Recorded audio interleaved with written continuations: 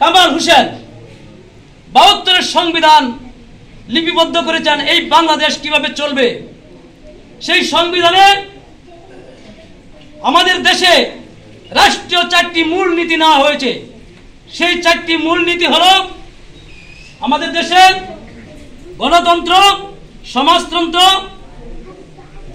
ধর্মীয় নিরপেক্ষতা, বাঙালি জাতীয়তাবাদ। এই ৪টি স্তম্ভের উপরে আমাদের এই স্বাধীন বাংলাদেশ চলবে।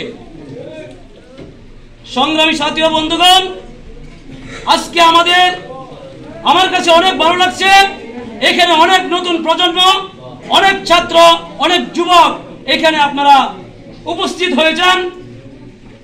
আজকে আমাদের দুঃখের বিষয় হলো আমরা অনেক দিন যাবৎ আমরা এই স্বাধীন দেশে বসবাস করে, গণতান্ত্রিক রাষ্ট্রে বসবাস করে আমরা আমাদের মত প্রকাশ করতে পারি নাই, স্বাধীনভাবে আমরা কথা বলতে পারি নাই।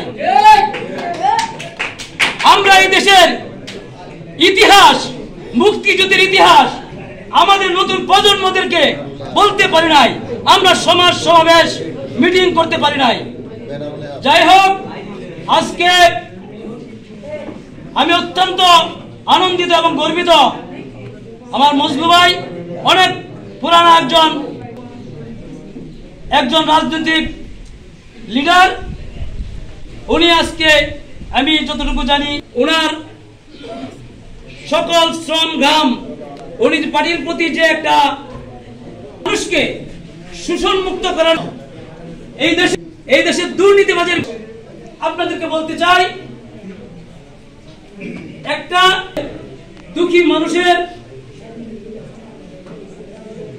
পক্ষে যারা আমরা এই শোষকদের বিরুদ্ধে